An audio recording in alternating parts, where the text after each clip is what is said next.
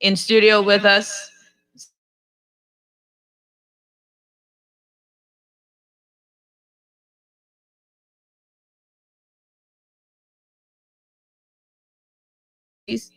There you go. So, um,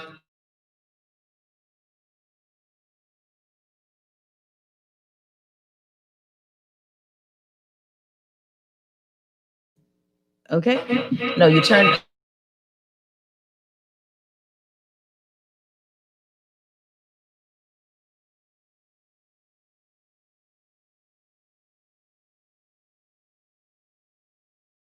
Hear us? Can everybody hear us now? Can you hear us on the live stream? Everyone, can you hear? Good. We will make sure that we are heard. You can. Are we good, Arlie? Perfect. The show is now technically savvy. Thank God. Oh, it's hard work having Cecil in studio. You know, everyone, welcome to the Hit Back. I'm your host, Natasha Black. We always try to test as much as we can, but of course, we're not the sharpest tools in the shed. All right, good. So we're live and running. Welcome, everyone. We got a lot to talk about today. We got a big show for you. We got special guests. We've got the NIB union president, the one and only Ghion Roach, will be joining us because apparently there has been some additional hirings at NIB. I think of the consultant variety. Then we also have the news from NIB where we are in an article in the paper today talking about that it's possible that we are going to be that the next set of payments are going to be $100, Cecil. The next set of payments are going to be $100, and God help us if that's the case. That the next set of payments are going to be $100. I mean, I don't even know what to say to that at this point. That the next set of payments might be $100. Darth Vader, welcome to the show. It's good to be here, man. It's good to be here. You know, trying to be COVID free, so you gotta wear your mask. Well, listen, as we look at the papers today, right? And we have to. This is going to be an interesting show because I did math today. I did math. Right? I did math. And we have to discuss the amount of people since the prime minister has said that we were coming, we're coming. What was the term that he said? I want to get the best way to say it. We are passing our second wave, like coming down from the high. Yes, transitioning In the sense of numbers, that we were doing better. Trending downward, right? Mm-hmm. We're getting past the second wave. And hello from the Dominican Republic, Raphael. Welcome to the Hit Back. Okay, so we were trending downward, right? As a fisherman?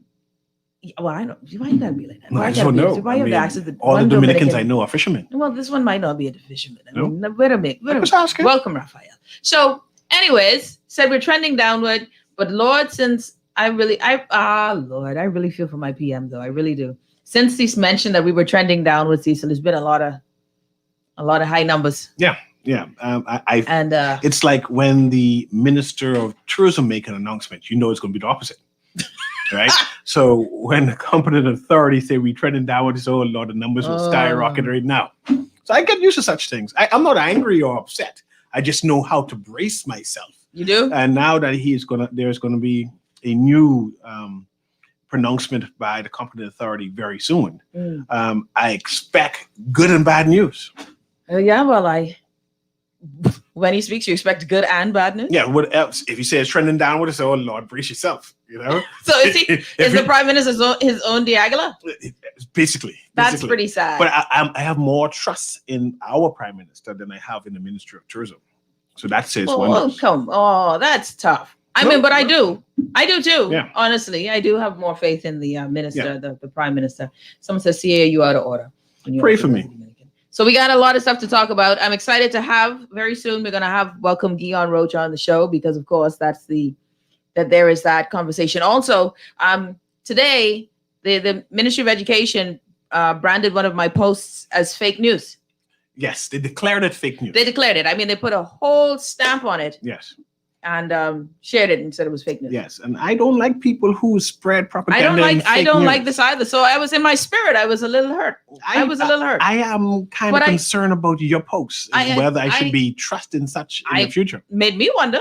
You should wonder. And so I called all of my peoples and said to check it. Did you? I trust the Ministry of Education, though. I just said this fact check and check again. That's good. Yeah. Because when the one challenge I have with this ministry and fake news discussions is that The prime minister even called his own minister's declaration fake news. Yeah, yeah, So sometimes they misspeak true. on how fake the news is. Double speak.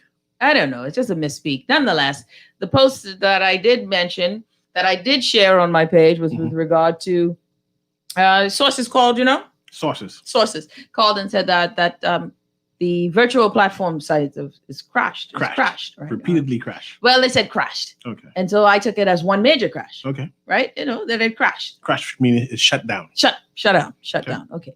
And so that's what I shared. Was told the virtual portal has crashed. Emergency meeting called. And clearly that's fake news. Apparently that was fake news. Because it never crashed. Well, that's not what multiple sources now continue to say. That they still, after day 3, are having issues with the site, that they would get in and it would crash. Is it the site or is it the virtual platform? Or like the minister mentioned that we need to have more. What do you call that when bandwidth? Yeah. Bandwidth. No, this isn't a bandwidth. It's not a bandwidth. I can actually share some photos, which I think I will. Of bandwidth? No, of issues of access. Okay. So back end. So we have some teachers who are challenged, saying, "Listen, I don't know. Perhaps they need more training, just to know what to do." Well, I think when you put in your username and password, you should get in, eh? You should get in. Yeah, and you shouldn't get the ring of death. No. On error notifications. Yeah, that's kind of strange. I didn't feel that fake to me. No. But maybe there was a part of it that they didn't agree with. Okay. Right? Yeah. So someone says, yeah, I trust the Minister of Education as well, but school is not ready to open. I think school will, I don't know if school, well, they moved to face-to-face. They did? I thought it was virtual. No. Well, not face-to-face, but they are for this first week, instead of actually opening on the 5th, which we didn't get a clear understanding of why it hasn't opened, which makes even more so my statement seemingly not that fake. Yeah, because if it was ready to go, we would be open, right? If it was ready to go, we would be open. But the thing is that now we have, for this first week, we're going to have orientation. Right. That's still open. I think it's a test. Is it like testing it? Yeah. The challenge that we're going to have, just like private schools have had crashes too. Yes. They've had their issues. Bandwidth issue too. Well, the number one thing has been bandwidth issue. Yeah, because the private schools are not using their own platform. Our government is using their own platform. The number one thing, that's why it's different. The issue that the teachers say that they're facing now is not it's not one that's bandwidth. It's access. It's the software itself. It's the portal itself. That we are on Thursday. I think today's Thursday. Today's Thursday. Thursday. The first. They're saying 3 days in a row, unable to gain access. They're getting error notifications. One told me when they tried to get in, they got in and it crashed on them. So they are having challenges here. And it ain't fake news. It ain't fake news. No. Maybe parts of it they didn't like. Maybe the emergency meeting, they didn't feel as if it was that big of an emergency. I don't know. So just wanted to share that. Has the Ministry of Education reopened it yet? I know they had a COVID scare. I think I don't know. But of course they had to. They have to be open by now, eh? And someone say y'all stop posting fake news. DT always saying it's fake news, and our very own leaders follow him with that. If it ain't the truth is not far behind it. Well, listen, I will say this. Some says not optimistic on the future, but hopeful. People have okay, that's for something else. So we're here in studio here with Cecil. School is set to reopen. And with that reopening, I think it's going to be very fascinating. Are we ready? And this is the test. And I wish the government would know that I think most of us understand that it won't be easy. Yes. It's not going to be this marvelous entrance. Yes. And if they were to just, don't try to be bigger or better or clean things and just say, look, this is a test. We haven't ever had to do this way before. It's hard to do that when you see the union is continuously throwing shade. Well, I was about to the union ain't throwing shade. No, it's not throwing shade. They to throw shade would mean that you sliding that in there. Yeah. They're not throwing shade. The union is throwing the entire oak tree. Oh. Saying that they are not ready. Okay, throwing shade is kind. Subtle. No, that's too subtle. Yeah. We're throwing the entire oak tree of these things aren't getting, sorted out properly. And if they were to talk and communicate with the teachers, and this is stressful, Can I say shout out to Miss McDonald, who's my child's grade 2 teacher, Miss McDonald has 4 jobs. That's what I say that as amount. 4 jobs. Miss McDonald teaches a few children who are in class.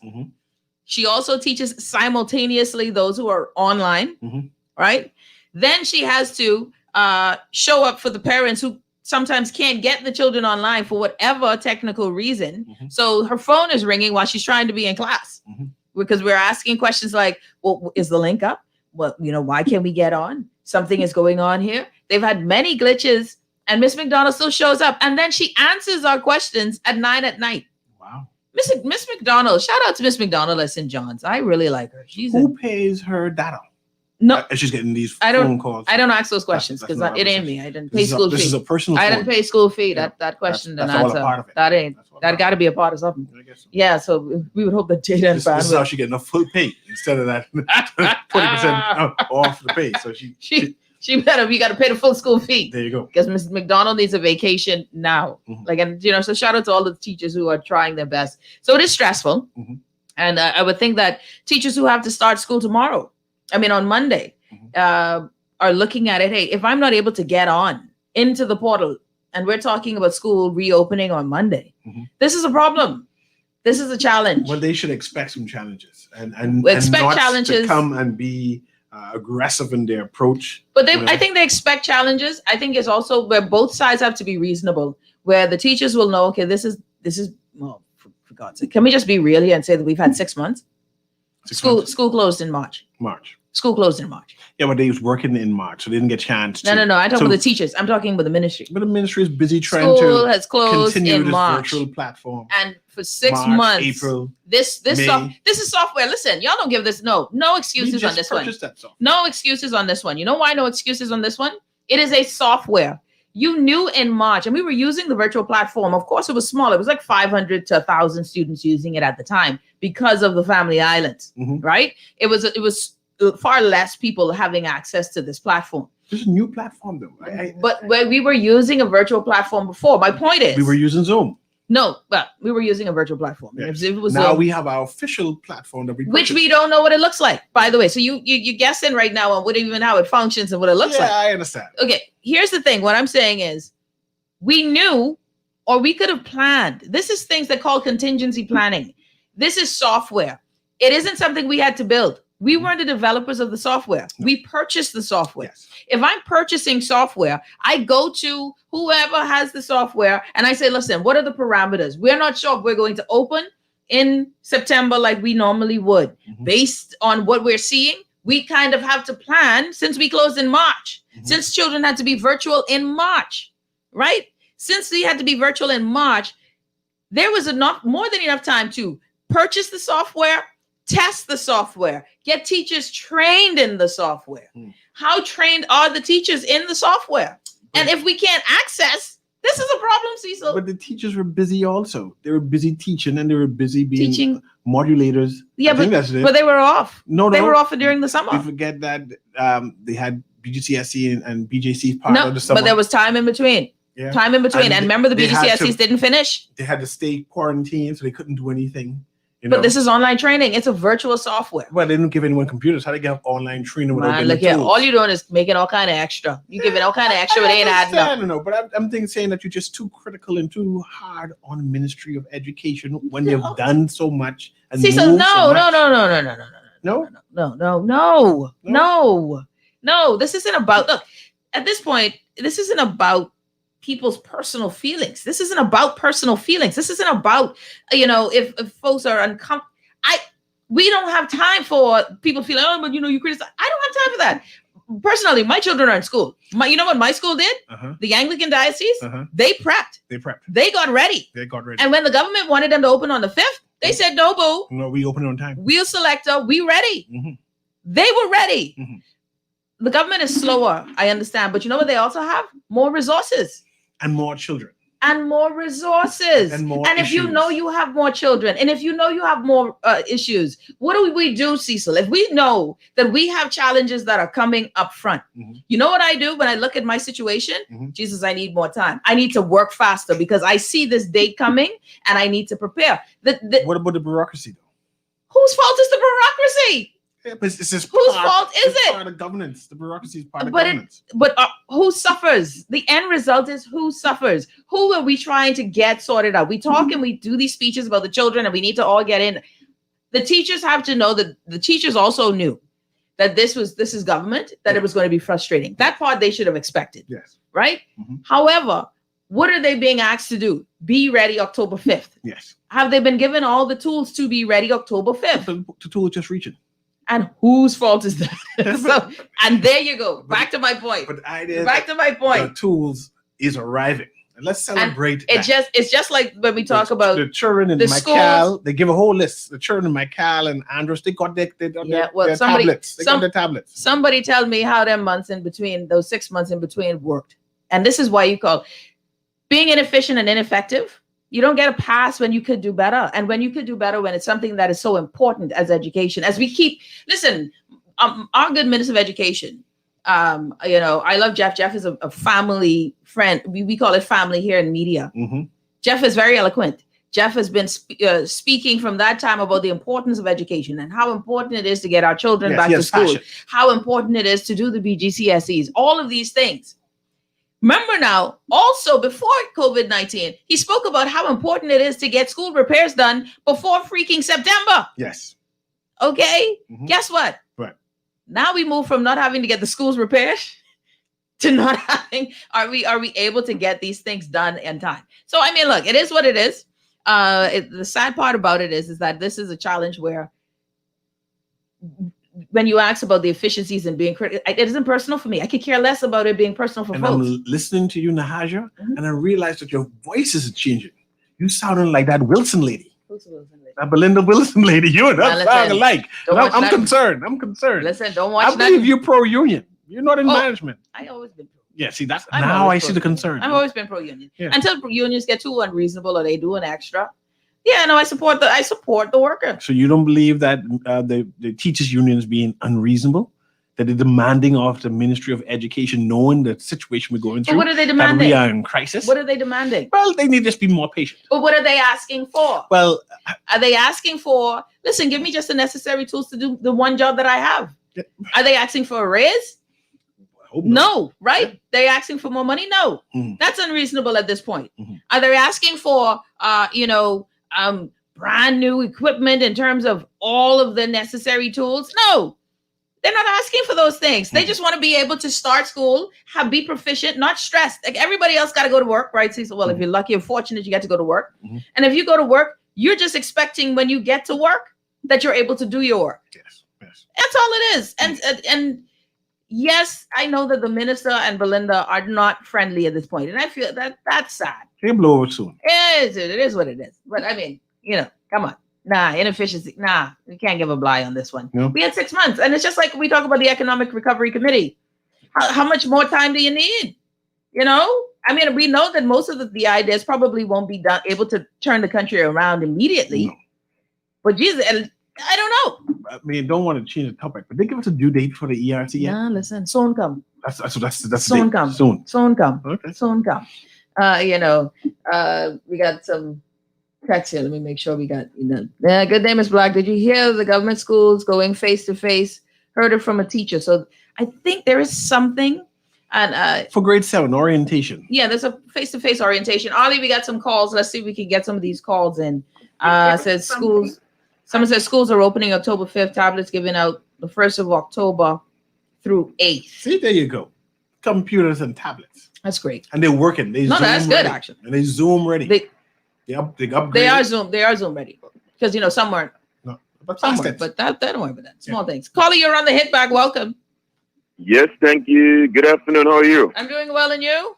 I'm doing fine as well. Good. Welcome. Actually, I'm very, very, very optimistic and upbeat in the new system that the ministry is implementing. Mm-hmm. I'm seeing it as a situation that far long overdue. Mm-hmm. I'm going to chalk it up to something that perhaps may have needed perhaps an entire year to get up and running. So I'm going to excuse the delay because of the volume of work involved. But I know that when it's all done and getting smooth by the day and by the weeks, the country and the world will be better for it. I know, and I agree. Listen, I think one of the best things about COVID-19 is that it is forcing our educational system to be digital, or to at least get into a virtual space. And I like it. But there are challenges, and so we have to address the challenges, note the challenges, and move and work knowing it is what it is, and getting it done and resolved. But my God, I do think that we could have probably tested this system a little bit more robustly before the time. But caller, thank you so much. I appreciate it. We have another call on the line. Caller, you're on the hit back. Welcome. Good afternoon, Nahaja. How you doing? I'm doing great. Well, I guess considering. Considering. But, Nahaja, let me throw out a conspiracy theory for you. Oh. Here's this, right? Mm-hmm. Do you think the government is intentionally slowing or delaying progress because they are creating problems for their cronies to solve? Huh? Say again? If they do you think the government is intentionally delaying or causing problems so their cronies could have something to solve? I don't think so, man. Listen, man, you think they got that kind of energy? No, man. This thing too serious. That's easy. That's not a lot of energy involved in that. It feels like here's what I'm getting at. If you look at the major contracts signed between last year and this year, most of those companies were created between late 2018 and 2019. Mm-hmm. From drones to laptops to iPads. Uh-huh. So basically, we have people who all of a sudden created these companies, and now they got big $1 million contracts from the government. How is that, just drop out of the sky like that? How do those things happen? I mean, I don't know. I'm just saying, I always say, my good friend, I the energy I have to dig deeper into those things, I just don't have the energy, man. I don't have the energy. If we keep, listen, there's too much going on. But you know what I'm getting at.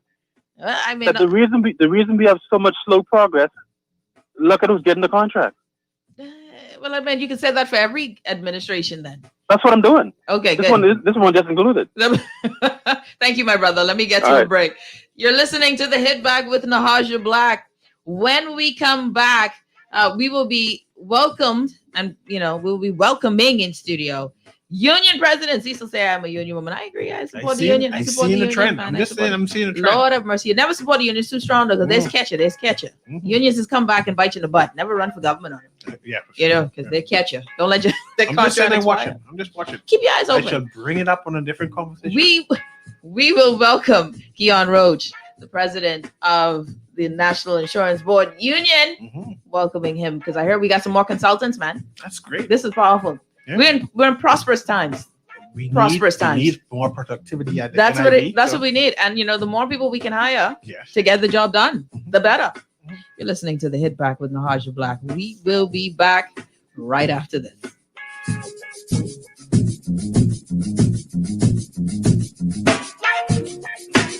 It's the beginning of the hurricane season, and Fidelity Bank is giving you one less thing to worry about. We're not able to control a storm or its path, but we can prepare for it as much as possible. With every debt consolidation loan, Fidelity is giving away fully loaded hurricane kits valued at $200 with all the hurricane essentials you'll need to weather the unexpected storms of life. It's that easy. Sign up for a debt consolidation loan, open an ASUS savings or fixed deposit, and walk away with a free hurricane kit. At Fidelity, we're committed to helping you through these difficult times. Fidelity, we're good for you. This is Ghion Radio, 96.9 FM. Fresh news, smart talk, all day.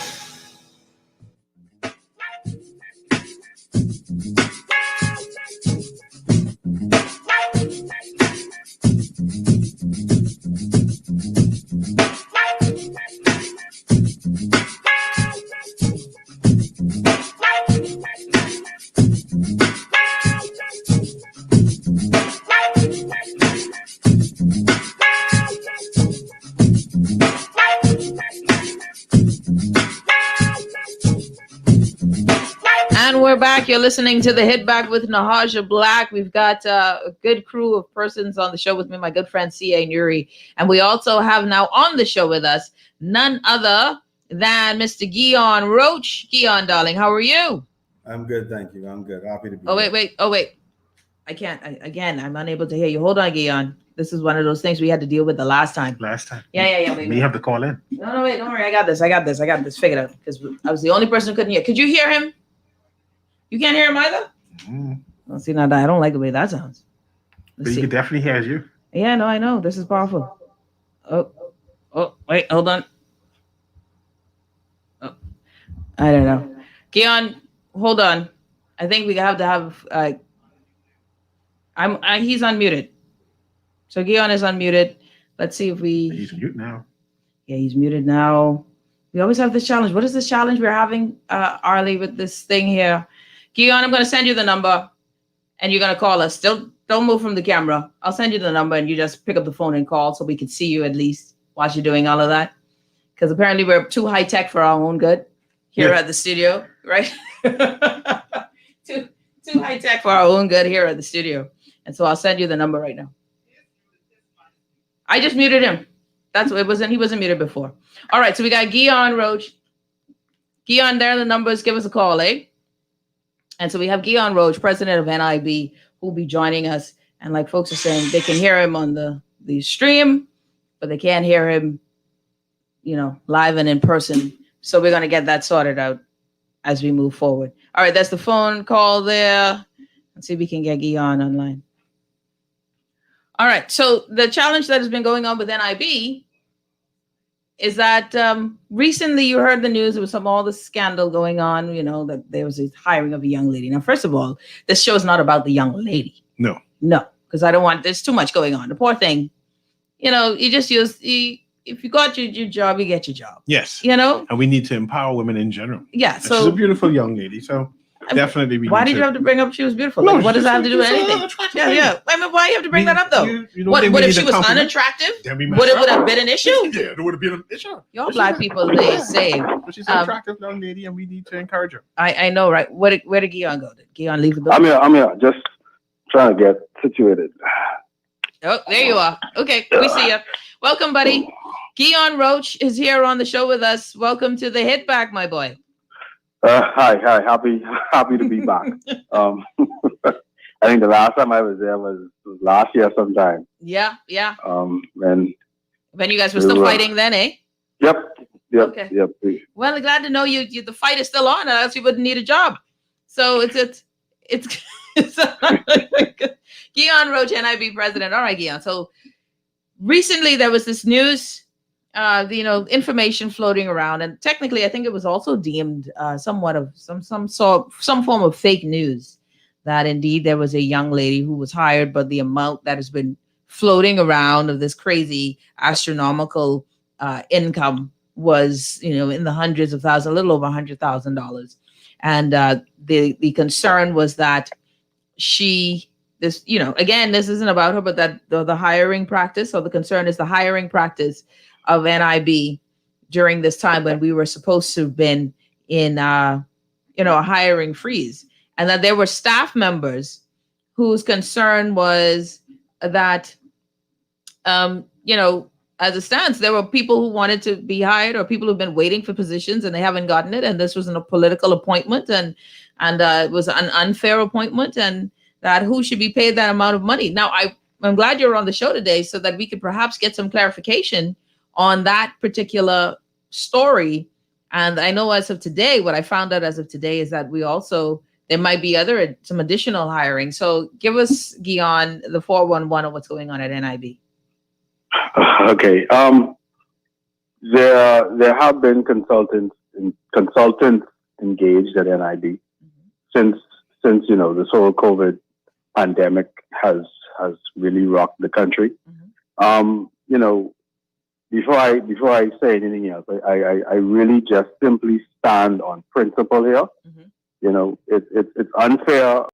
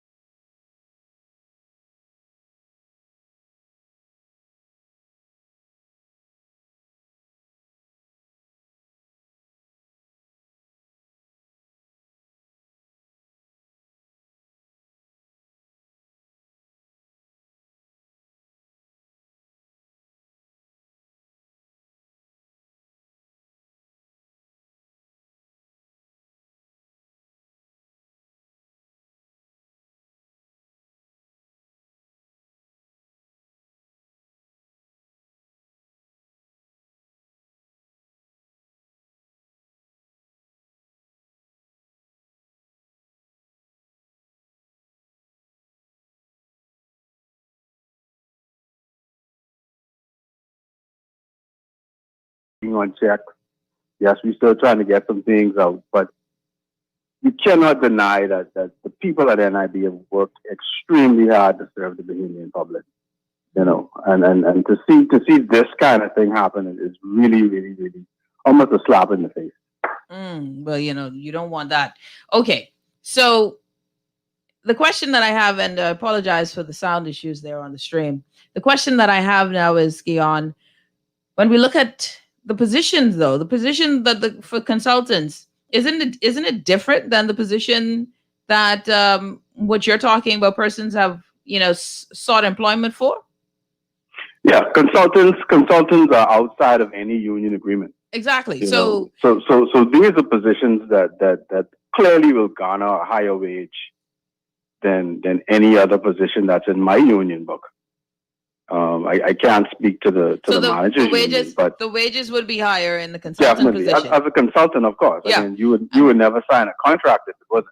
But of the with these consultant wages or with this consultant position, was this position or wherever the consultants were being placed, are these positions that were available previously to the staff? No. These were positions, I think, if I remember correctly, were in the director's office. So you know, these were special positions that were created. Okay, so that nothing is, so they're special positions. Can you tell us what position has been created? I can't say. I don't know exactly what these people are doing, what their job descriptions are. It's like I say, it's outside of my union contract, so that information has not been. So then, what is the concern for the union? Is the concern for the union? What is the concern for the union? Again, the concern if it's not for a job that was available to any of the staff there, what is? And that's exactly what has everyone so outraged. Mm-hmm. You know, you create a position. You bring someone in and you fill that position. You don't allow me, as someone that's been there 25 years.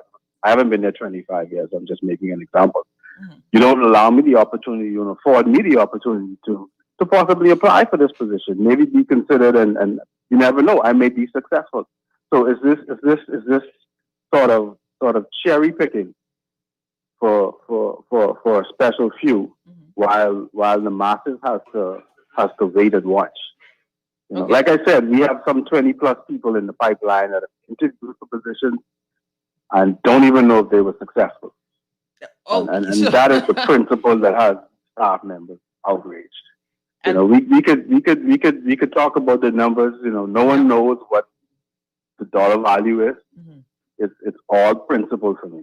And so, really, there isn't much you can confirm. How many hirings? First of all, let me go back. If you're just tuning in, you're listening to the Hit Back with Nahaja Black. We have Ghion Roach here, union president, joining us here on the Hit Back as we, talk about at NIB, union president for NIB, as we chat about what has been said in this, the social media web and what has been in different forms of media with regard to hiring and this concern of astronomical amounts.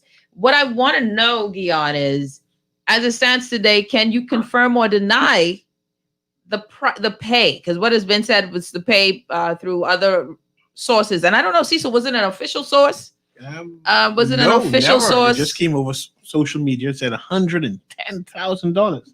Then it came in the tabloid as a mere $30,000. So someone clearly knows this lady's salary and able to spew out all kind of different numbers. But I'm not sure how someone can know one's salary.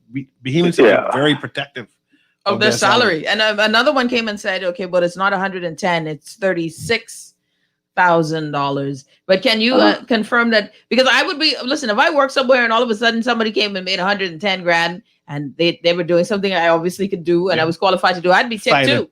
I would be ticked too. But so can you confirm or deny any of those numbers? I cannot confirm and I cannot deny. Well, what kind of talk? Well, I don't. Deny. I do not know what the salary is set at. Obviously, these are contractual agreements between, I guess, the board and these particular people. So I cannot speak to what the size of the contract is. It could be, it could very well not be. All right. Has there been any additional hirings? Since these consultants, no. How many consultants have we hired? I think two, maybe. Two consultants. Two, maybe three. No, not 100% sure. But I think it's been two. And this is all within the last. I'm just speaking within the last week or two. Last week or two. And was the management, since they're in consultant positions, were these positions, like you mentioned before, these positions were not ones that were listed? You didn't know that there was a vacancy, etc. Yeah, these did not exist on the 1st of September. What a time. You know, these were positions that were, like I said, these were consultants that were brought in. You know, we know it happens all the time. But it happens again, all the time. The principle here is you can't shut down movement for staff members and bring in consultants. And that's that's where I mean, listen, when this, I guess I'd say the story broke, my phone would not stop ringing. Every single member of the union of the NIB at some point either sent me a text, called me, and it was complete outrage. It was complete outrage. And the outrage, of course, is that, you know, there's more hiring and and I gather the amount was outrageous as well. Of course, you know, I have you guys gotten any reasoning behind it? What about the managers, the management union? Has the management union, where do they stand with this? I've not been in close contact with the management union. They were supposed to I was supposed to reach out to them, I guess, earlier today. We spoke briefly. You know, they're concerned, and I don't want to speak for them, but you know, this whole, the union is on the outside, and you know, administration is doing what they feel is necessary to do without the unions, without the buy-in from the unions, without any sort of consultation with the unions. And you know, when you have an organization like NIB where unions the unions exist, you get so much more done by giving us a seat at the table, you know, by having conversations with us, keeping the dialogue open, you know. You know, one of the things my good friend CA would say that, you know, your union people rough, right? And you're demanding. And I will say that, you know, this union, the NIB union has been rough. Yeah, they've been rough now. This a gangster bunch. They don't play around, and y'all have no problem with standing outside and you know, mashing up people corn, Ghion. So what do you hope? You know, because of course many of us in this time we're familiar with the challenges, and folks will look at things and say, okay, well, it's in a political appointment, and that if there weren't any spaces before and we created a consultancy, and we've seen this happen this is happening. Yeah, it happens. There's no one government that's better than the other in this one. No NIB phase where they didn't have it. I mean, we had it one time. I think it was NIB, Cecil, that had bonuses one time. Yeah, they just get bonus. They just get a bonus. Big time bonus. Yeah, but we getting $100 this next lap. Okay. Yeah. So you know, we've seen NIB get bonuses, so this isn't new. I didn't know that was a government thing, because I was shocked when I found that NIB is to get bonus. I didn't realize that NIB got bonuses either. Bonuses would mean that we did a good job. Yeah, with my money. Yeah. But we digress. Okay. So Ghion, as you look at this now, what are you hoping to achieve? What are you hoping to get done from this this conversation, and not just this conversation, but this moment, saying, "Hey, we see you, and we know what's going on." What are you hoping to achieve? Yeah, and again, I've written to the board already, and you know, my stance again, and I keep beating this point home, is the principle. You know, lift this freeze on hiring, allow people to move throughout the organization through promotions, through transfers. You know, those people that have acted in positions of responsibility, give them what is owed to them. You know, those types of things that boost morale. You know, we want to make sure that we encourage the staff members that we have. You know, I get the fact that, you know, governments will do what they do. You know, one is Peter's no better than Paul, but the principle that I have is, you know, the organization on the inside should take precedence over what happens on the outside. Yeah, well, that's going to be something we watch. And you said that right now there are 2 hires that are considered as consultants, and that the staff at NIB are outraged. And we'll see how this pans out. I don't think anything will come of it, my friend. And that's sad to say, but I really don't think anything will come of it. You know? Yeah. And it's actually disheartening that you will actually say that, because, you know, we feel that, you know, as organized labor, we always have a voice. Yeah. You know, and then we may, you know, like you said, NIB, we ain't scared to go outside. No, and that's listen. Again, that's a last resort. I believe in conversations first. But hey, you got to do what you got to do. You know, it's all about principle for me. It's all about what's right, and you know, it's about taking the mantle up for the members, my constituency, those people that stand behind me. Yeah. You know, they like I said, my phone didn't stop ringing. Now that, okay, and if you're just sitting in Ghion, Roach here before we go to break, as it stands, Ghion, and I asked this before, what you're hoping to achieve, you want them to know, hey, we see this. Are you saying, by any means, are you saying, listen, if there's no hiring freeze, we got some people who've been waiting in line, you need to hire us? Because apparently y'all ain't broke. I just want to get, you ain't that broke. No, NIB ain't that broke. They got money. But what I wanted to say, Nahaja, go ahead. If they think that 2 persons being hired this year is something to talk about, wait till narrative election. Next year. Yeah. We know the trend. We know the trend. Mass hiring. We know the trend. But again, you know, it's all about, for me, it's all about the fight for those people that have to sit on the sideline and watch this. You know, I like I said, I don't care about the numbers. She could be making 20,000. He could be making 100,000. It's principle. It's principle, and I will stand on that, and that is what I will always fight on. Ghion, Roach, we have a caller. Arlie, check the line for me. Let's see if we can get this caller in before we go, Ghion. Caller, you're on the headback. Welcome. Yes, could you hear me? I can hear you. Listen, darling heart, I hear what the gentleman is saying, but as a Bahamian citizen, I don't believe that the productivity is enough at NIB. But a lot of funds are out there, and I don't think they're working hard enough to retrieve any funds from those persons. So, and that, as far as I'm concerned, I think if you need to bring in more talent to bring the money in, I'm all for bringing in whatever you have to do in order to bring those funds in. I am not satisfied that they're doing a good job in bringing the funds in. Whoever's responsible for bringing in those funds, they're not doing a good job. And I don't care if they have a degree or not. It's not even based on the degree. It's based on the performance. If they can get it done. Yeah, and I think Chicago mentioned that earlier. So we gotta be careful when we say we hiring people with degree and they still can't perform. So I have a big problem with that. So tell that president, based on performance, you got to bring in some people. Man, listen. Thank you, my brother. I with the fellas sometimes. You're right, Ghion. Y'all struggling right now. You're struggling. You know, you have to remember too, though. I represent the people.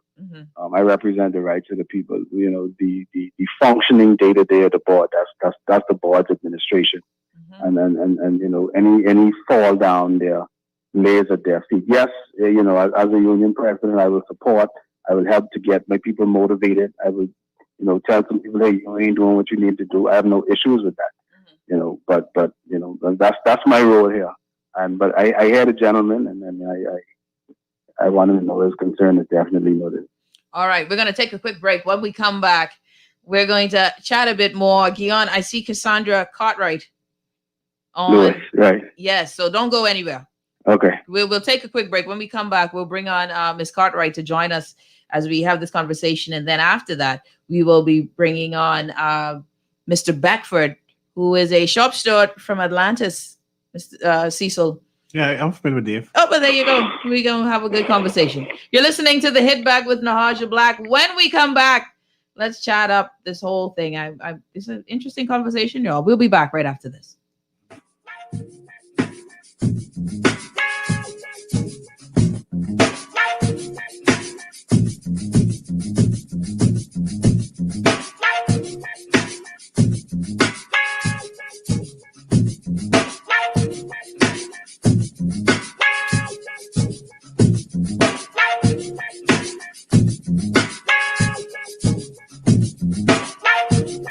At a time when jobs are hard to find, crime is a concern, and Bahamians are uncertain about the future of the country, there is one paper you can rely on as your source of news and commentary. The Nassau Guardian delves deeper into the issues. We ask the tough questions. We tell your stories. If you haven't already, pick up a copy today. The Nassau Guardian. News and views that matter since 1844.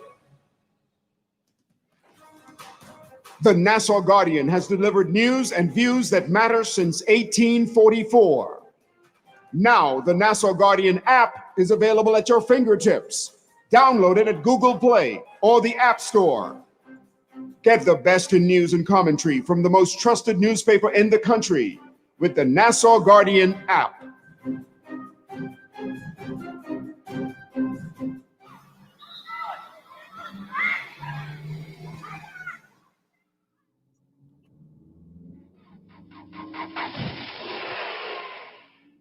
Mommy, guess what I did in school today?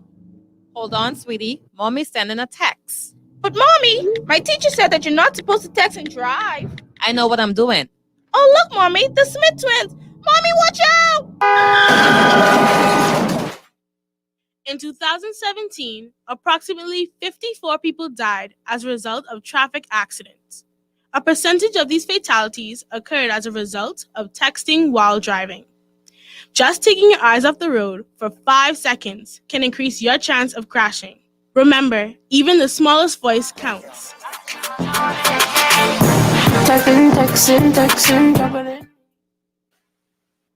Brought to you by UB Radio and Guardian Radio 96.9. The novel coronavirus disease, now called COVID-19, is a new strain of coronavirus that has not infected humans before. Symptoms include cough, fever, sore throat, breathing problems, and shortness of breath.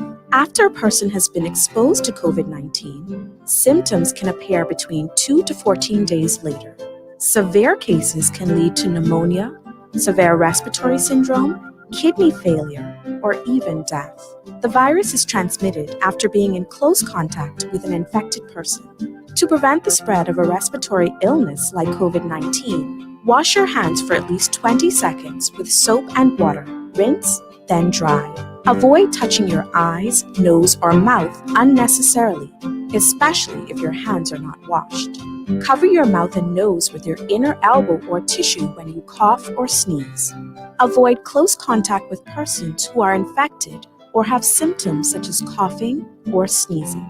Clean and disinfect surfaces at home and at work. There are no medications to treat the coronavirus. Practice preventative measures to ensure that you and your family are safe. This message brought to you by Bahamas Ministry of Health in conjunction with Guardian Radio. This is Guardian Radio 96.9 FM. Fresh news, smart talk, all day.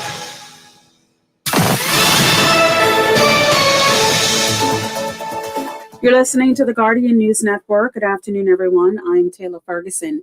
Here's what's making news. Thank you for tuning in. Has confirmed that the young mother who was killed in her Nassau Village home early Monday morning, along with her daughter, had reported the suspect they now have in custody to police only one day before the murders. He said officers spent the entire night before those murders looking for that suspect. All night they were out in search for him. And until we found him.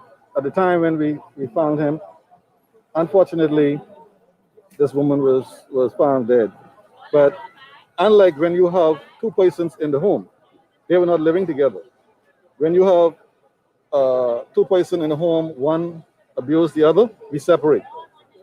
Okay, and then we can then get those separation and get social services involved. We get court order forcing them. We do that all the time. Senators say now is the time for more attention to be given to legislation aimed at better protecting women and children. The topic of violence against women and children raised by Senate President Dr. Mildred Hall Watson during the beginning of Thursday morning's. But I think we have come to a point in time where we can no longer just forget. We need, as a community, not as a political organization or one particular church, we need, as a community, to begin to develop methodologies by which we can assist in decreasing this kind of activity. 49-year-old Sean Bain charged in magistrate's court today with 2 fraud-related charges. Bain faced 1 count of extortion. Prosecutors say on September 28th, he extorted $75,000 from Paul Baker. He was also charged with fraud by false pretenses. Allegedly, the defendant obtained a check from Paul Baker on the account of Lifestyle Construction in the amount of $75,000 by means of false pretenses. He was represented by attorney Ian Cargill and elected to have his case tried in the magistrate's court. Bail was denied, and Bain returns to court on December 2nd. That's what's making news. I'm Taylor Ferguson. AP News is coming up next. Coronavirus update. I'm Ed Donahue with an AP News Minute. Stocks finished higher, the Dow up 35 points. House Speaker Nancy Pelosi says the White House is talking again about a new coronavirus economic relief bill. I'm hopeful that they can produce something. I never say this is the last chance until Election Day, although that's 33 days away. The White House is backing a $400 a week pandemic jobless benefit. House Minority Leader Kevin McCarthy says Pelosi and the Democrats need to focus on who needs this money. They're hurting. But do they think winning is so important to try to hurt the economy further? Because that's the decision she's making. It's a calculated decision.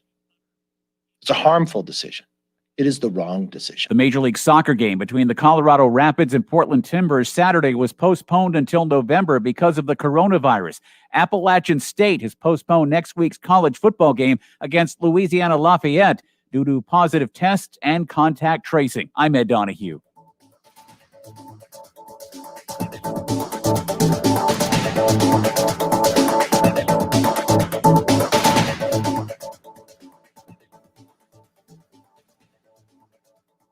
This is Guardian Radio 96.9 FM. Fresh news, smart talk, all day.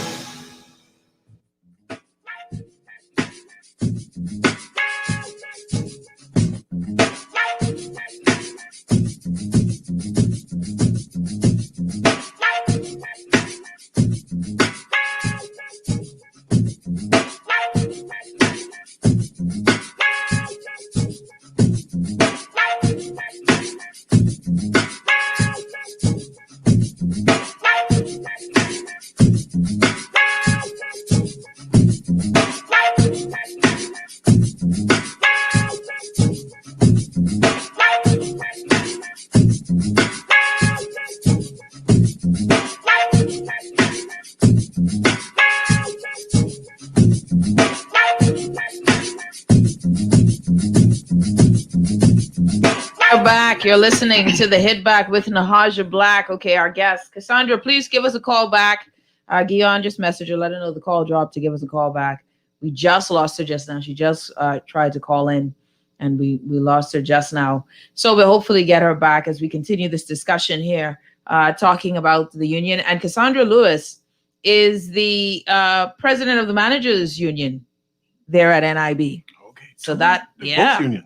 Cassandra Lewis, president of the Managers Union at NIB. Mm-hmm. So we want to get her on the show as soon as possible so she can give us a call back, because of course that adds and I think this is Miss Lewis here. Miss Lewis, welcome. Hello, you're on the air. Welcome. Hello. How are you? Hey, Nahasha, how you doing? Man, I'm good. It's good to have you on the show. Good to be here. I'm telling you, this is how we had to work it, eh? Anyway, not a problem. Listen, I thank you so much for joining us now on the show. So this is where the conversation that we're having today, Ghion, if you're just tuning in, everyone, you're listening to the Hit Back again with Nahaja Black. We've got Ghion Roach, president of the NIB union. We've got Madam Cassandra Lewis, president of the Managers Union, and my good friend C.A. Newry, who is joining me today as a wonderful co-host. So we have this conversation that has been going on with regard to the hiring. There was supposed to be a hiring freeze at NIB. And then we heard all across social media, it rocked the internet here, that we've got consultants that are being hired at an exorbitant amount of money. I think the union shot back, they're not the union, sorry, NIB shot back and said, listen, there was a hiring, but the young lady, and this isn't about her, but just hiring in general, was not paid anywhere close to that amount. It was more in the $30,000 range. But I'm curious, as the Ghion represents the workers, you represent the managers. What are the managers' positions? What is the union's position on these hirings? Nahasha, I would like to firstly extend my gratitude and appreciation to the staff of the National Insurance Board. From March to now, the staff at National Insurance has worked tirelessly to ensure that as many people are paid as humanly possibly is paid in a timely manner and get the benefits that they are due. I would like especially to thank the managers at the National Insurance Board, where most of them have worked 72 to 92 hours at a time, attempting to ensure that every Bahamian application that comes in, or every application that comes in, is paid out in a timely manner. Has it all been done right? We've had some challenges.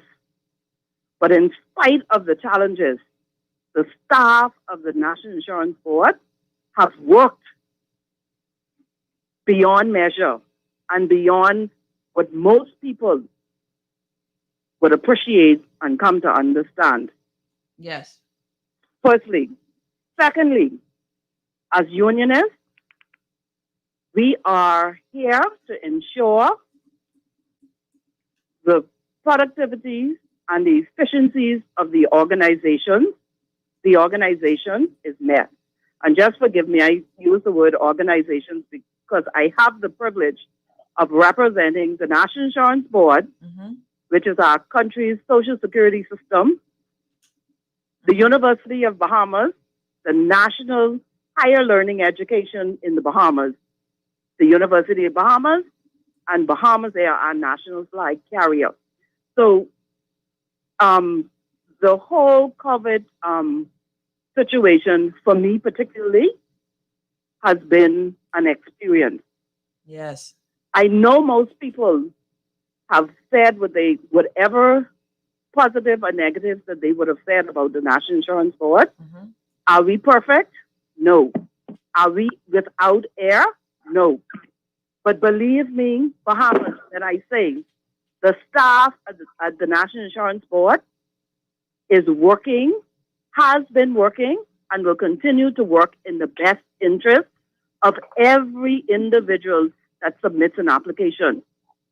Will everybody be paid? No. Will everybody be satisfied? No. But we will make sure that whatever payments are due to them, they will get it. I listen to the media frequently, and sometimes you get wary of it, but I understand the challenges that persons are having, but the National Insurance Board is doing its level best.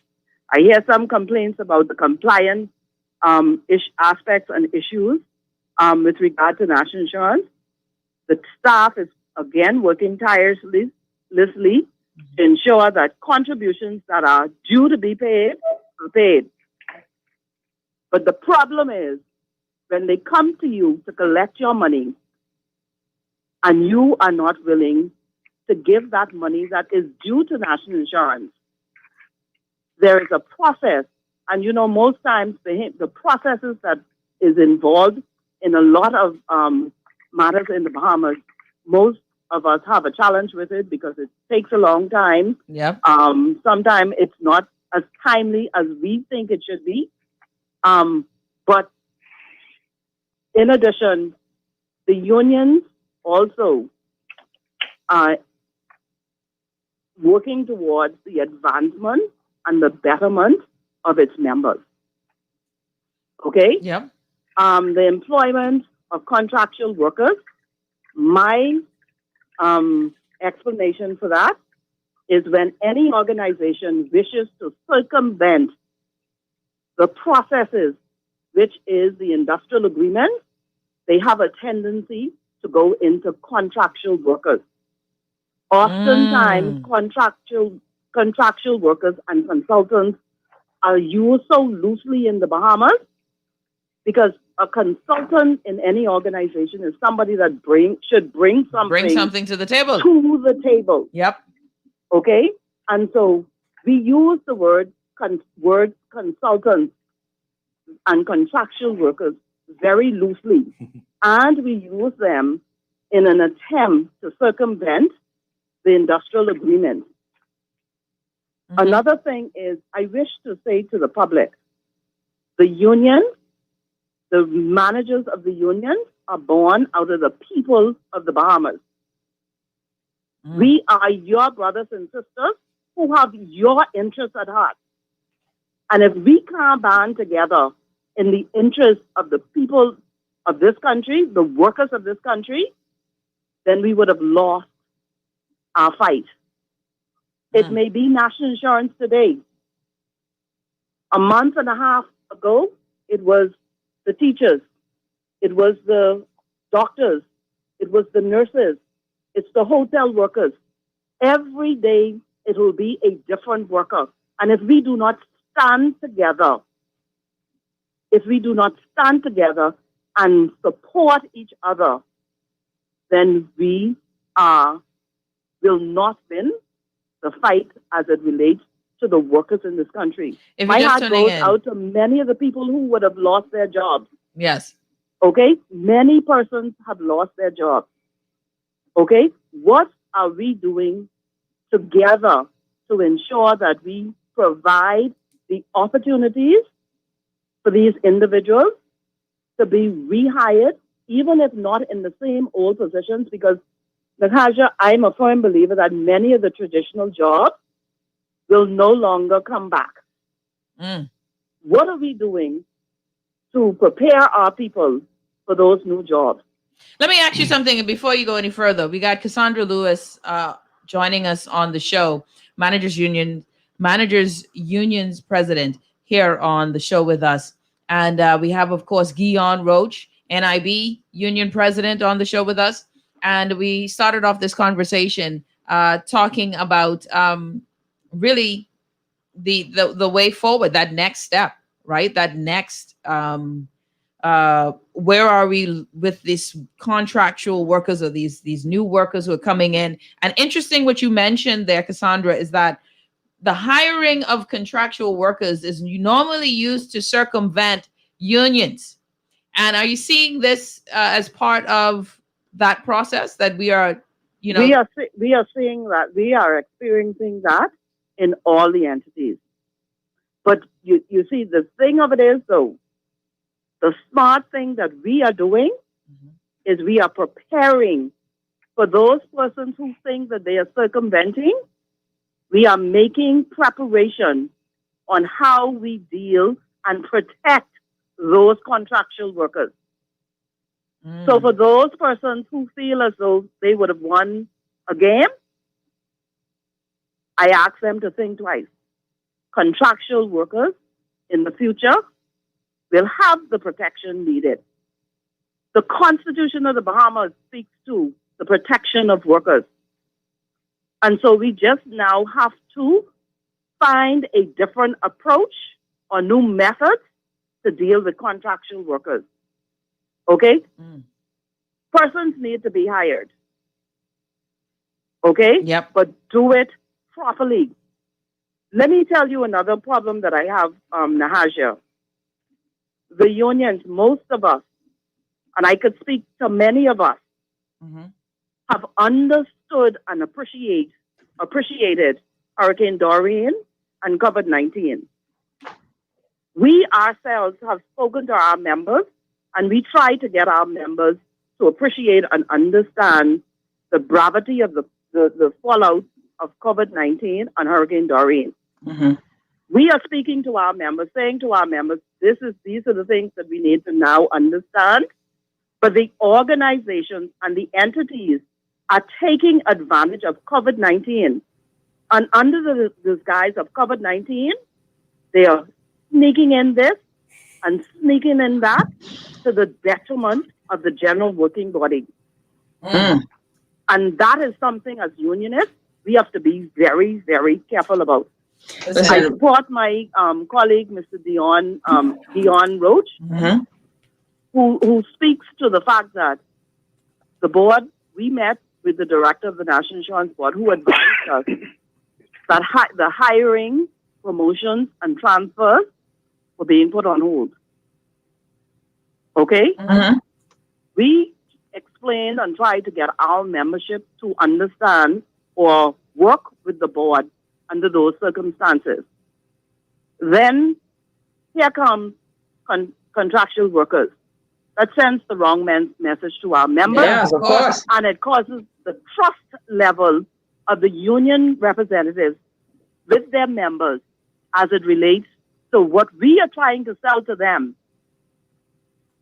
And at the same time, the same entity that's saying to us, this is what you need to do in terms of cost-cutting measures, we are saying to our members, this is what we have to do. And in the back, the entities are going behind and doing things that does not strengthen the position that they are taking as the entities or financial status of the organization. I'll give you an example. Real quickly for me. Okay? I have one of the entities. I said to that entity, listen, if you do that, you are going to create a whirlwind. Because the union said that to them, you know what they did? Okay, well, we're not going to go ahead and do this. We're going to put the person in a position that's outside of the union. You know the crisis that has created and the fallout that has created. You're not hurting the union. You're hurting the organization. And you're sending a message to the workers in this country. Cassandra Lewis, this is where we are. And my good friend Cecil, and of course we have like Ghion Roach. Ghion, when you hear stuff like that, what comes to your mind when you hear something like that? Well, it's exactly what I alluded to in the beginning. You know, the union presidents are the go-between between the worker and management. And you know, I was in that meeting with Cassandra when we were told, you know, all hiring placed on hold. And you know, we said to the membership, look, COVID-19, we understand the board has to do some extreme things. You know, bear with us. And you know, it looks not encouraging when your president tells you to just hold fast, and you're rocked with you know, the news that's been floating around these last 2 weeks. And you know, as a union president, the worst thing that can happen is when the members start to lose faith in you. I believe that you know, I fight more than people think I do. You know, but you know, it's every day, it's constant, and the moment you start to lose that credibility is when the representation for the people suffers. Listen, this is where you know, a lot of this is the conversation goes back, and my good friend Cecil would say, well, you know, that I'm a union person. I always tell people, I support workers, man. I support workers. I can't help it. I support workers. Until there's a reason why you can't trust the union, then you know, I don't trust it, but I support my union altogether. And this is an interesting story that we're using contractual workers, consultants to circumvent the union. And I think that's happened a lot. Not just mentioned to the hotels, yeah, the hotels. You know, Nahaja, and this is where it gets even further disheartening because, you know, that's a position that someone can apply for.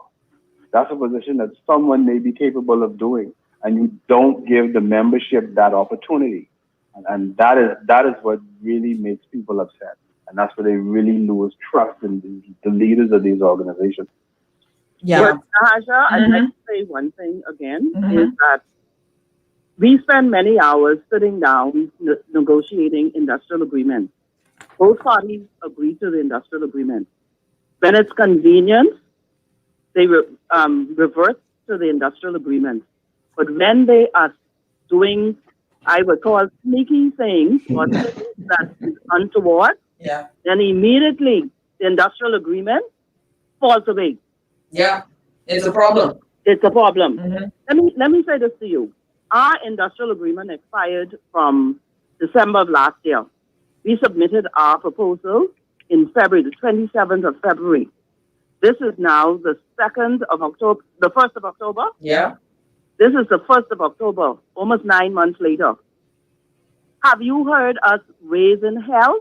No, because we understand the situation, but at least be respectful to respond. So not even a response. Okay? Be respectful and respond. We could agree to disagree. I certainly understand the financial crisis in this country. I certainly do. And for that reason, most of the decisions that we make with that in mind. But we do not expect to be taken advantage of and to be abused in terms of you telling me we ain't got no money on one hand, and then on the other hand, you acting like the millionaire down the road. Come on.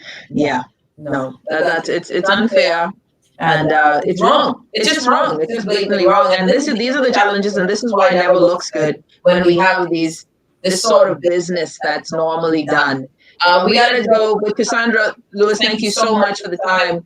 Ghion, thank you so much also for the time. I think that this has allowed us to get the insider's look at what's going on at NIB from the workers of the union's perspective, and figure out, what is real from what isn't real, what is actually going on. And considering, I mean, come on, the reality of it is, Cassandra, is that a lot of Bahamians are saying, Jesus, look, y'all hiring, and we still can't get our monies on time. This doesn't look good. I'm struggling, and y'all could afford to. And now we're having in the news today, $100 is probably what we're going to move our payments to after this period is done. So it doesn't look good. And so I gather that the unions. But Naja, let me just say this quickly with regard to the payment. The Unemployment Act and the unemployment benefit has requirements and criteria. Yes. And so we must be mindful of that. And anything outside of that is decency to humanity. Yes, I agree. But we have to understand and appreciate that the National Insurance Board's unemployment benefit has stipulation, requirements, and requirements. And so anything outside that, I understand. I really, really understand because I have a number of persons who have been disenfranchised, who would have lost their jobs. And I understand that. But the National Insurance Act has certain provisions, and anything outside of that is decency to humanity. Yes. And you know what? We have to, and I'm hoping to get it another show again with NIB, also with social services as well, so that we can talk about all of the different benefits and the process. They're working. Oh no, you guys are working now. You don't have to tell me. Working. I had one lady, she was helping someone else, and she was like, okay, well, you can call me at 9. I'm still at work. I'm like, what? You're still at work? Masha, I'm telling you. People are working. NIB staff is working. I give you credit. I'm in a privileged position now, but only 3 short months ago, I worked all hours of the day, all hours of the night. Yeah. I couldn't sleep. Because the minute I put my head on my pillow, I remember claimant. I jump up and I deal with that claimant. Yep. And many of our staff members, many of NIB staff members, in every instance, you will have 1 or 2 people that lightweight. Yeah. The majority of the National Insurance Board staff members are carrying their weight Beyond their weight. Because like I said, after 12. Managers, non-managers, the entire staff, constituent of the NIB staff, I commend you. I commend you once. I commend you twice. I commend you. Thank you so much. Cassandra Lewis, Ghion. Listen, I like it's, you know, I'm sorry, I think they're going to be more hiring, and it's going to circumvent the union all the way. The unions fight, come together by your powers combined. You could be the Avengers Infinity team. No, Captain Planet, you know, they were recycled. Okay. All right, listen, we have to go. Cassandra, thank you so much for calling in. I appreciate you. Welcome, my friend. Ghion, thank you so much, my brother. As always, thank you. Thank you, guys. You're listening to the Hit Back with Nahaja Black. When we come back, we're going to have joining us, PA and I, joining us here. See, so, you know, I mean, you're really in the camera. Yeah, I see that. You're really in the camera. You still think we didn't have enough lighting here. See some still in the studio. What is going on? You can see me. You look good. You look good. Yeah. You look good. All right. You're listening to the Hit Back with Nahaja Black. When we come back, we'll be talking also with some the hoteliers. Hotel workers. Yes. And their union. And they want me. They won't be fine. Let them go. Yeah. Let them go. They won't go home. Let them go. Pay us our money. How much money they want to get to? I don't know. They only get more change. I don't think it's going to be a lot. I worked for that hotel for years. I think he has shares in Atlantis. Johnny must be one of the shares, though. You think that he want to cash out? Trying to keep his job. Yeah. You're listening to the Hit Back with Nahaja Black. We'll be back right after this.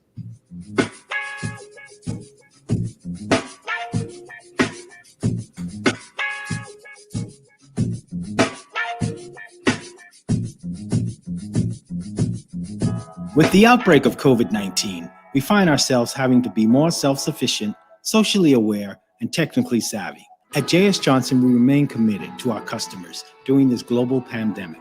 Our Nassau and Freeport branches are open to assist you remotely, Monday to Friday, between 9 a.m. to 4 p.m. Call 397-2100 or email info@jsjohnson.com.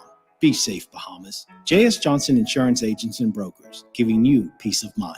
This is Guardian Radio 96.9 FM. Fresh news, smart talk, all day.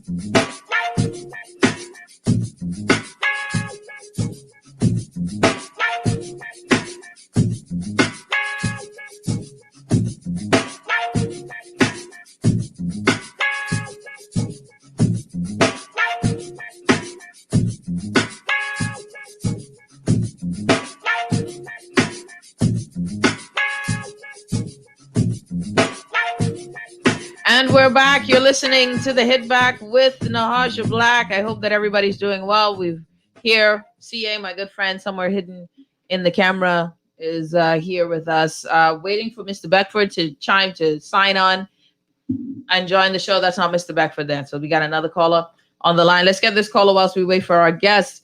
Caller, you're on the Hit Back. Welcome. Hi, Nahaja. It's Karen. How are you? I'm doing well, Karen, darling. What you say? Good. And CA, hi. It's always good to hear your voice. I just wanted to comment on the lady who just spoke from NIB. She is so learned. I know it's the union. I don't understand all the union stuff, but she spoke so well. Yes.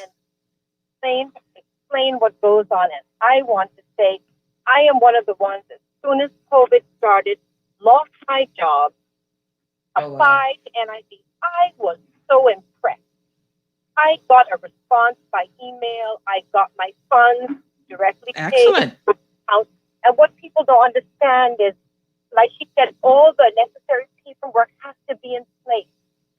And we tend to get frustrated by the, the necessity for the documentation. So anyway, I was just calling to say my hats off to everyone at NIB. They bust, but bust him. Indeed.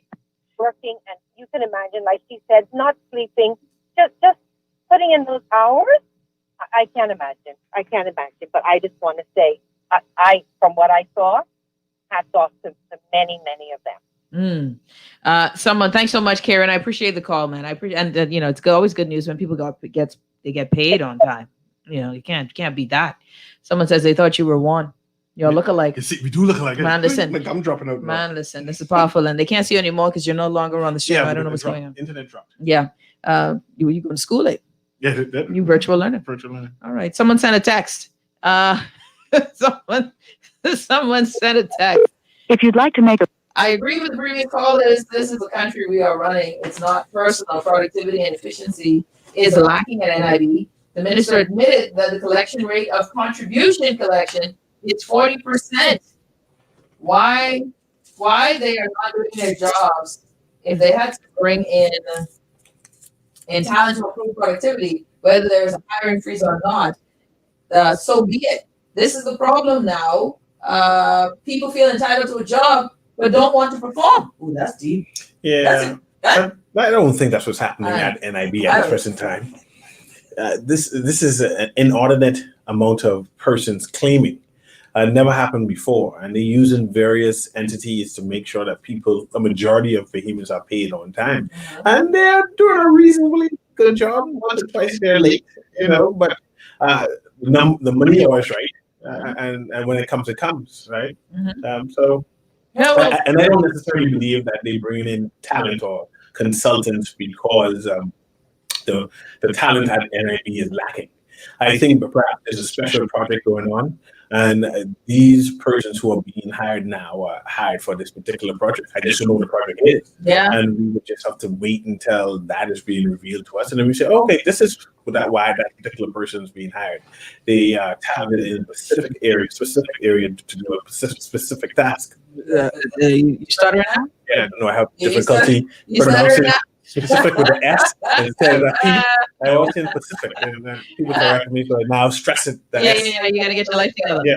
No, you gotta get your life together. Great for me. All right, and we got Dave. Dave Backford is going to be joining us in a second as he is logging into the stream, and we just need Dave to dial, give this number a call so that he can be, on air with us.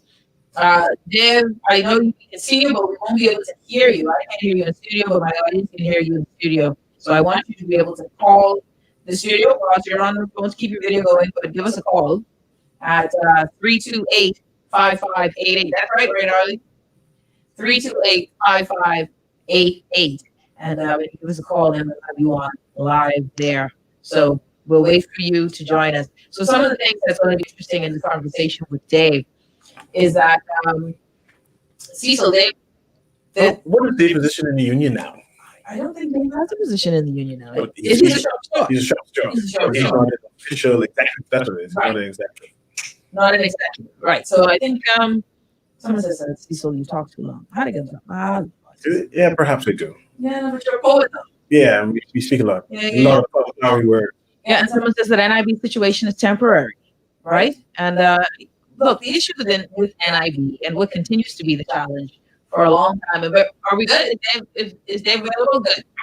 One of the challenges is, of course, look, this time is difficult.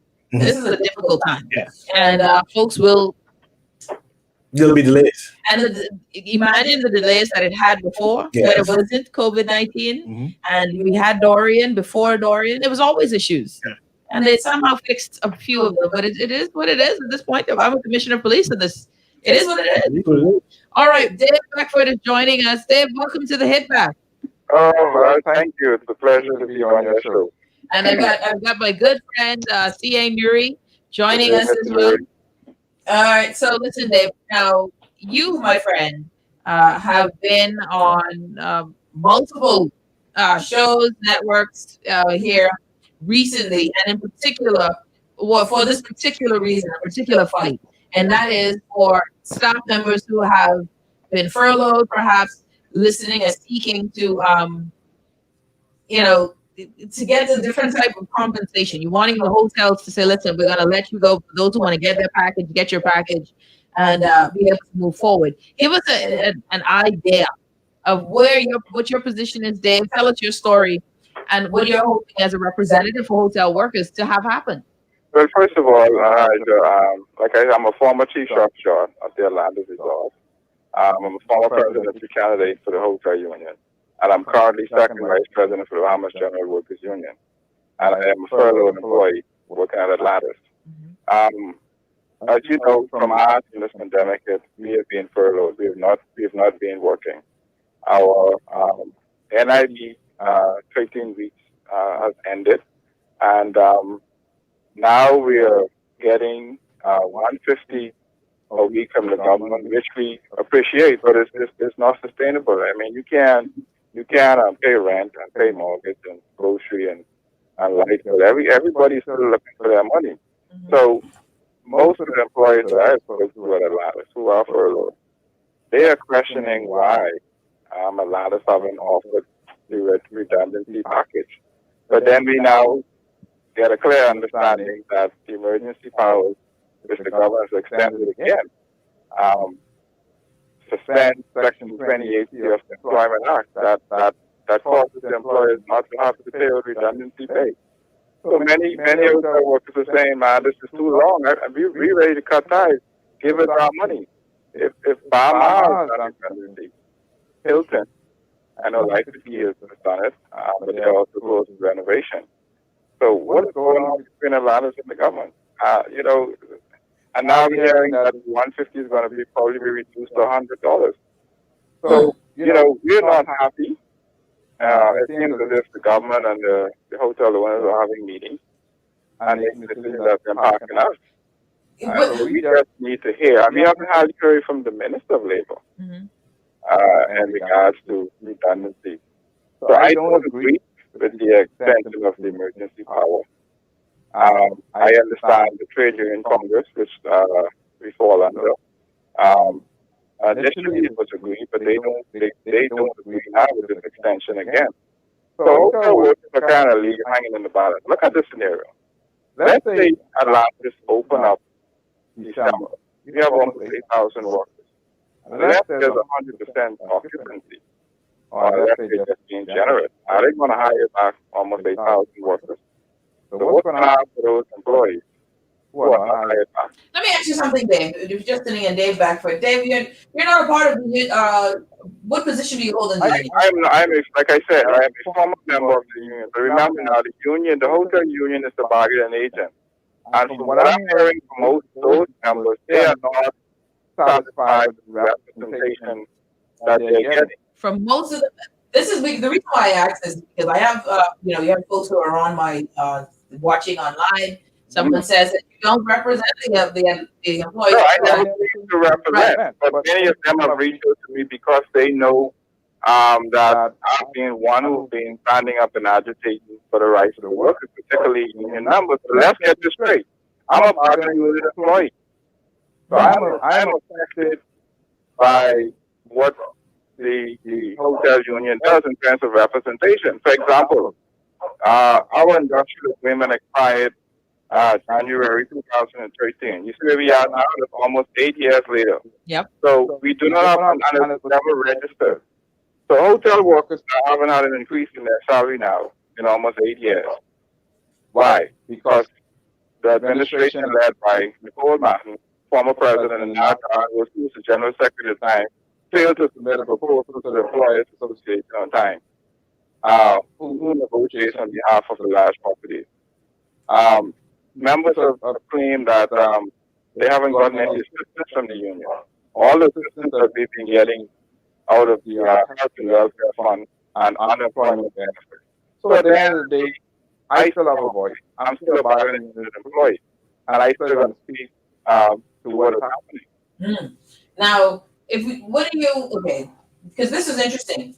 When I remember when we had this issue, Cecil, with Sandals, but it was a different issue altogether. Sandals thing wasn't that they didn't want to fire people or they were keeping people retained so that they didn't have to pay packages, right? They really were trying to, bust the union, right? The union was suing us.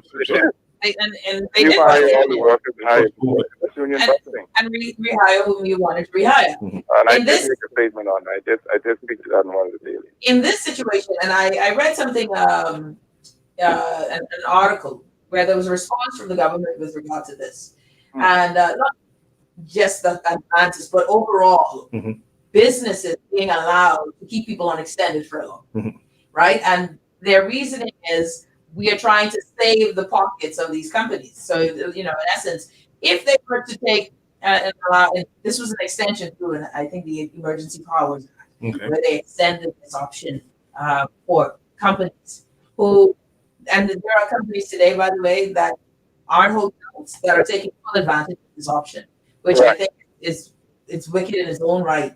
So I don't want to fire you, right? Or I don't want to pay you, but I can put you on furlough. Okay. And not paid. So that there's this what the argument presented by the government is. Hold on, Dave.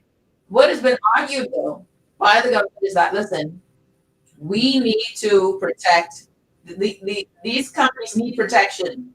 In essence, if they were to have to pay all of these staff, all of these people, that the company very well could collapse from all of its debts, from all of the things it has to pay back. That is the argument presented by the government for why they haven't really put fire under these entities to pay back staff. Now, with that said, Dave, your question is, how long should you wait?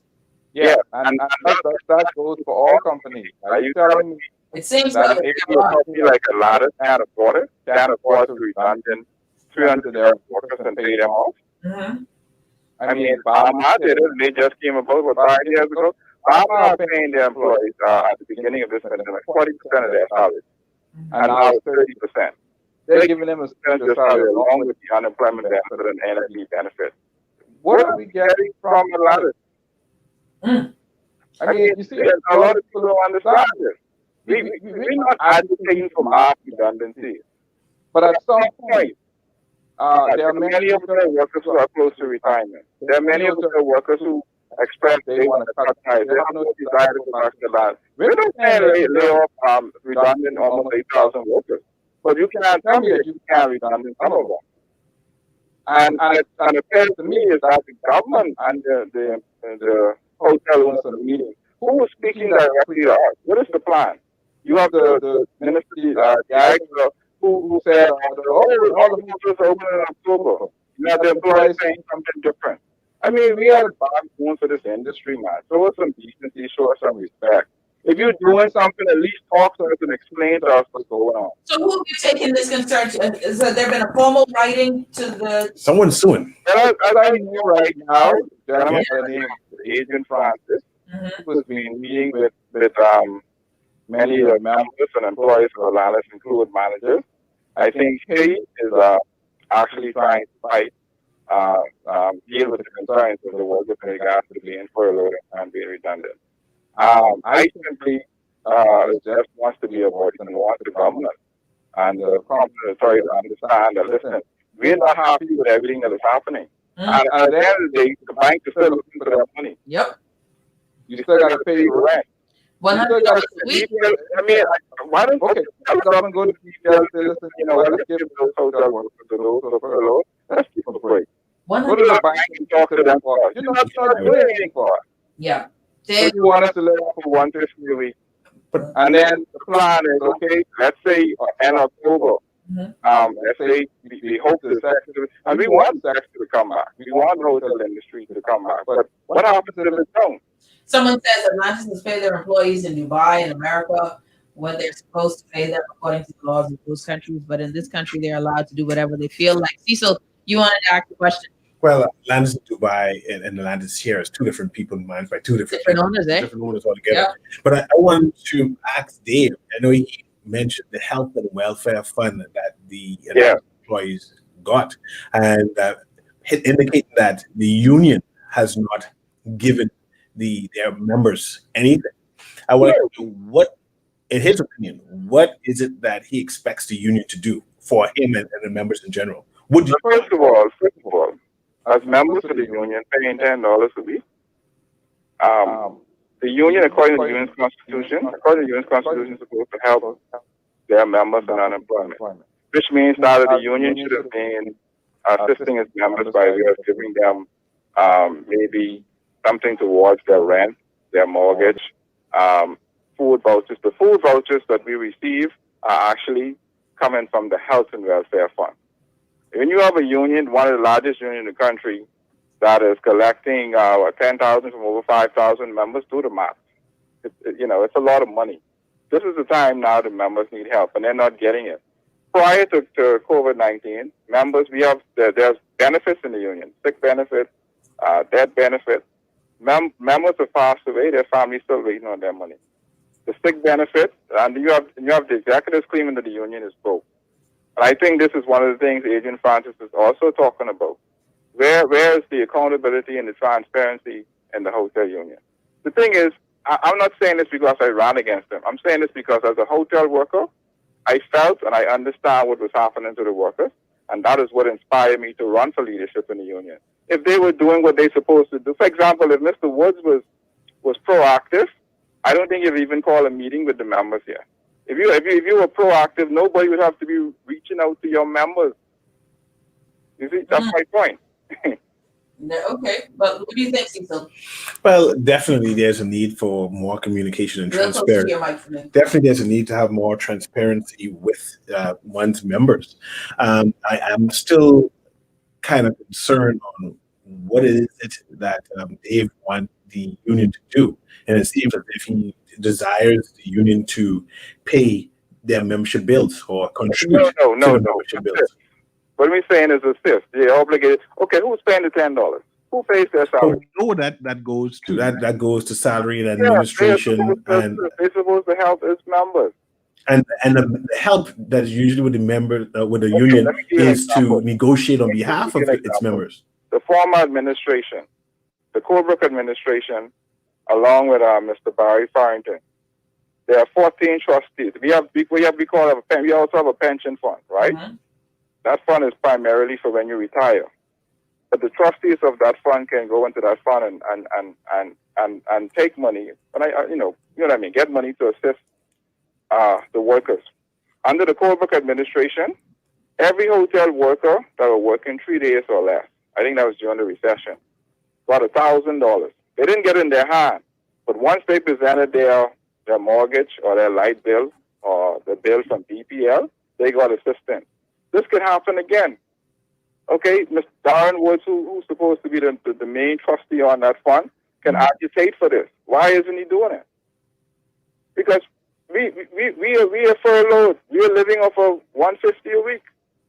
And so some of us are saying to companies like Atlantis, give us our redundancy package. Let us cut ties, and we'll find our way from there. We have a fundamental right for that. It's in our industrial agreement, but I must speak truth to power. Our industrial agreement was never registered, which means now we fall back to the Employment Act because the employers have taken full advantage of this agreement that was never registered. And you have an administration who has failed to negotiate the industrial agreement when they promised to do it. They said that the former administration negotiated the worst contract in the world, but yet we got an increase, we got back pay, we got benefits. At the hotel union, the school was open, the wash house was open, the eatery, the place wasn't run down. So, but my main focus now is on workers. I'm not really trying to focus on Darren and their field leadership. I think that is clear to the members. That they are a failure. And another question, Dave, would you welcome the package? Sure. First of all, as a gardener, this is when I first went to the press. I'm a gardener. Landscaping. That's maintenance. I'm home. Yep. When I thought I should be working. So I feel like I was targeted. I feel like, there was a decision to keep Mr. Beckford home. So I say, okay, fine, no problem. But you know what I understand? They had contract workers working, doing the same job that I was doing, and these are the same persons who were working along with us because they failed to hire full-time workers. And after I went to our news, they discontinued them. So now you have a few staff now who are carrying the burden in landscaping at Atlantis. Then we have one of the smallest staff in that department, probably less than 30. So this is what's going on in the hotel. Yeah, Dave, it's going to be interesting to see how this all works out for you guys, because I think that we are in a place where there should be answers. The neighborhood already said, this is what we plan on doing. We understand. Look, if you work, this is what you're owed. This is what you're asking for that you haven't worked for. You are a member, you are an employee, and the best practice, the most honorable thing, because see, they can be honorable in their home country. They can be honorable wherever they are because they're required to be so. Right. I think that here we allow people to get away with so much because we have this too big to fail mentality, where these entities are too big to fail, and it's a bad business model, and we are viewed. Well, you can't let Atlantis sit there, and you don't want to take off those people. So if they don't want to pay our staff, we have to bear it. And I think it's wrong in so many levels because of course. Go ahead. The last thing I want to speak to before I go. While we even talking about redundancy, here it is. You have 2 weeks up to 12 years. I'm a 25-year employee.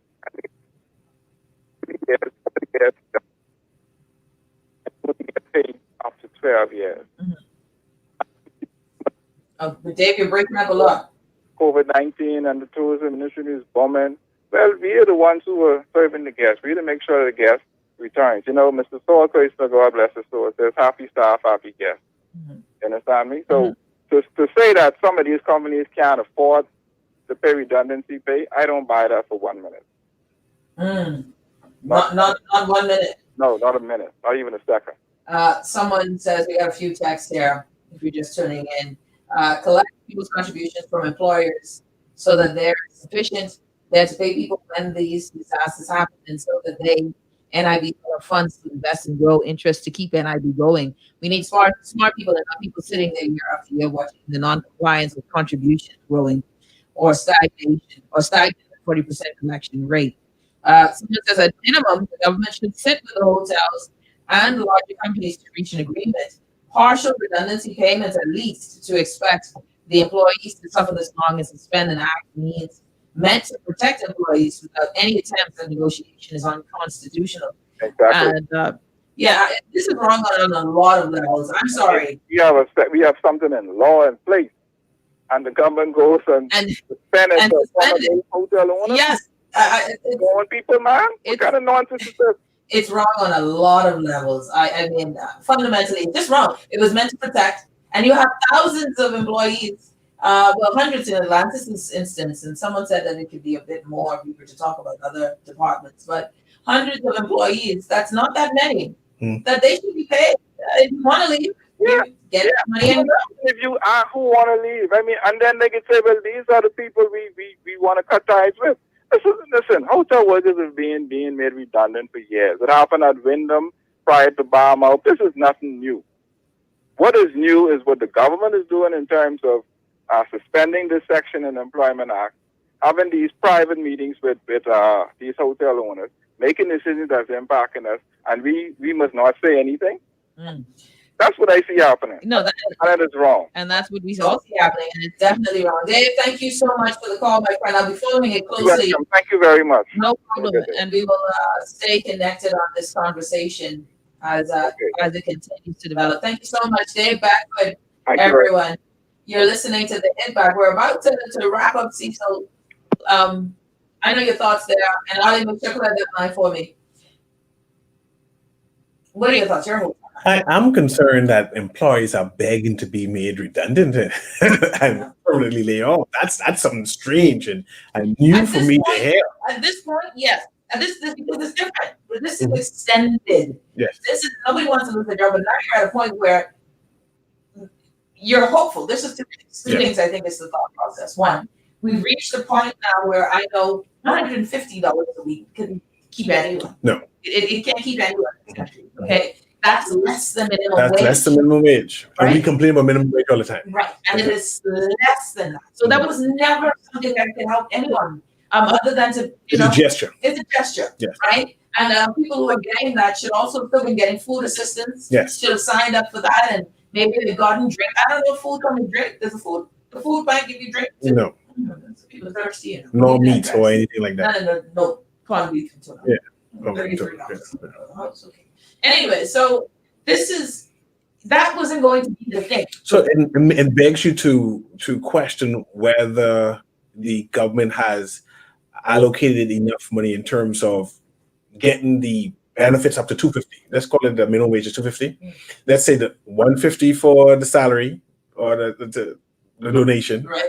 And the food stamps and whatever they should add up to at least $250. But that's not happening.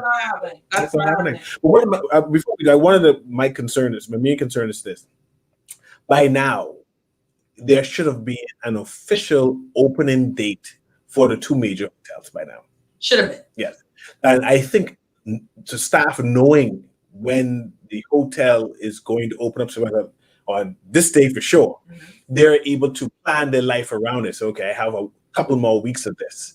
I will see if I can hold on until then, or let me go look for a temporary job in the meantime. And there are a number of persons in limbo waiting, saying, okay, I don't want to go and look for a job, and all of a sudden they call me the week afterwards, right? And I have to quit again. But if you know that no hotel is open until next year, January, what you gonna do? Decisions will have to be made. You know, and we live, and there, me included, I guess, living in limbo, not knowing that if it will open this year, if it will open for Thanksgiving, if it will open for Christmas, or it will open next year, January. And really trying to figure out, knowing that a lot of people are, if you're a hotel, if you're used to working in hotel industry, you know when the seasons are. Yeah. The seasons of plenty and the seasons of scarcity. Yes. You adjust that. You know when you got to make a lot of money in a season and when you ain't. And you plan your life according to that, those days and whatnot. We are in a time when I think coming to the Christmas, that October's slow. The Minister of Tourism said election year is slow. Thanksgiving is right around the corner, though. But Christmas and Thanksgiving, you start making money. Not making money. Well, the people in San Salvador gotta wait till December 2021. Yeah. And what's happening with these hotels? Look, they should at least, in fairness, be allowed to get their packages. Yeah.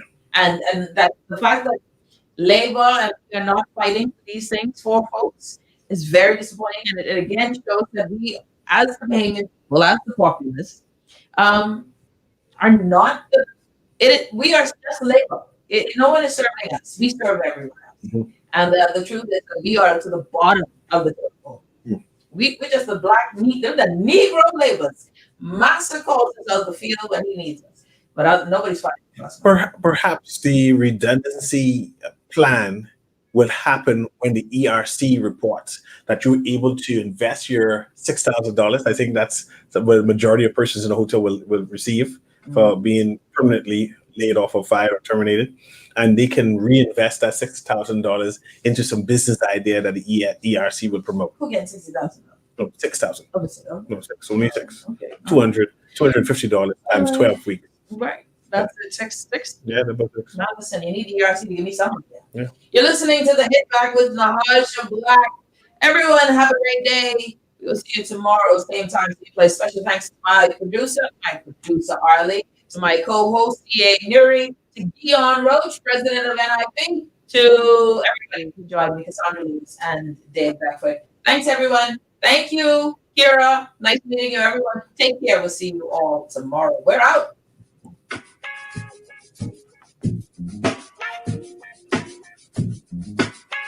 Not even vacation pay. Lord. Lord. Jesus. God aside. Just gotta wait it out. It's gonna be rough. Yeah.